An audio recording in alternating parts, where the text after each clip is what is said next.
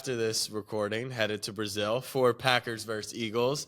And that's where I am heading for my pick. Like I mentioned, Dolphins were intriguing to me. I was sitting on the Lions -3.5 against the Rams for a little bit. McVay 6-1 against the spread in openers pushed me a little bit off of that. Also, close result in the playoff game as well. But I landed in Green Bay, in Brazil, on Green Bay. As we mentioned at the beginning, this is a contest line, so it's actually a worse line than I would like in the market, but I am still comfortable enough betting this and choosing this line. Packers +1.5 in the contest. You can get them at +3 in most markets right now. I like them on the money line. I like them to win the game straight up. And it's not that I'm anti-Eagles this year, but I am anti-Week 1 Eagles for a couple reasons. You replace two coordinators. Jalen Hurts doesn't play in the preseason. I think that people underestimate how much real live game reps actually matter when it comes to this. On top of that, do I think the Eagles got better?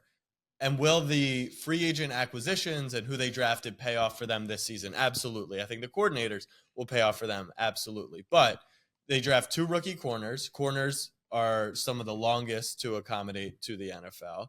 Coordinators, it takes a little bit to get into the system. And I actually think the one piece they lost is the most important piece when it comes to Week 1 is the stability. It's your Hall of Fame center in Jason Kelce. I'm not denying that they're not going to have, Kelce has been training this kid to move over to the center spot, and they'll be fine there.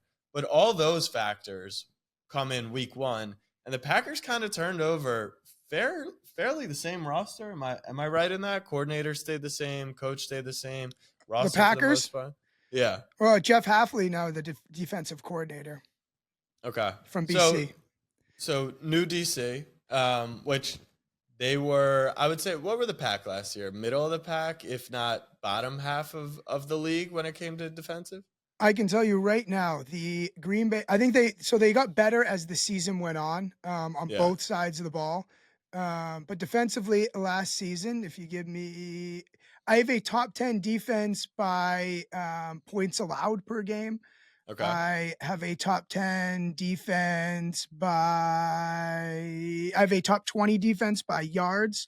And I could go a little better for if you want, but I think that people expect the defense to take another step under Hafley. I think one of their problems last year is they weren't aggressive enough, and Hafley seems to be a guy that wants to be aggressive, even though his BC team last year, I don't think recorded like more than 4 sacks. It felt like, so maybe that's just because it's BC, but carry on.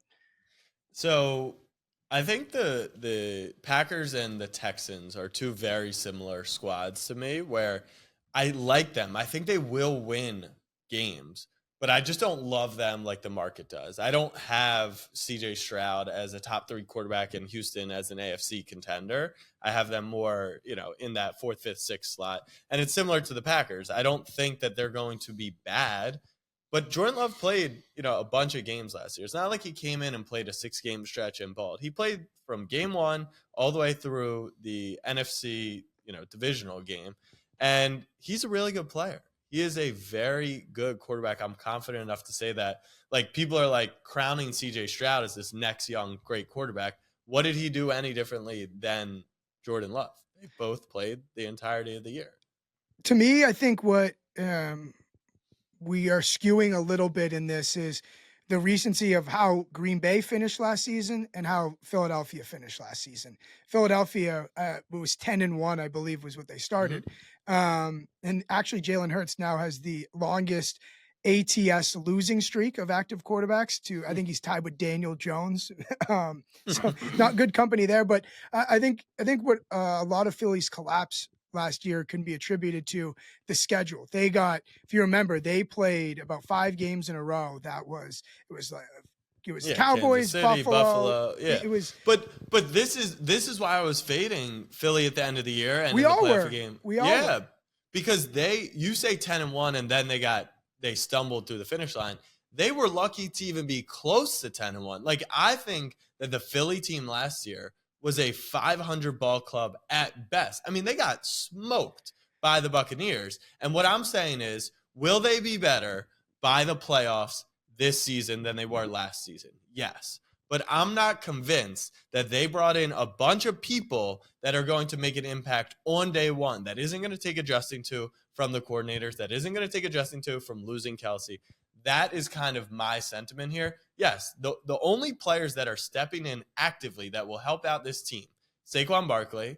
Okay, I'm not enthralled with a running back and his impact, and Chauncey Gardner-Johnson. Okay, that is an upgrade at the safety position. But rookie corners don't do it for me. Guys who were backups last year who are moving into a starting role don't do it for me on day one. And I just like the Packers to win this game. Now, feel free to make your point on Hurts. I am understanding of that. You need to put a measurement on how much you think Jalen Hurts was hurt last year. And was it the shoulder? Was it the leg? Where are we giving credence to that? And I think that's a fair point. We talked about with Lawrence. I just think the Packers, for one game, Friday Night Lights, are the team to be here.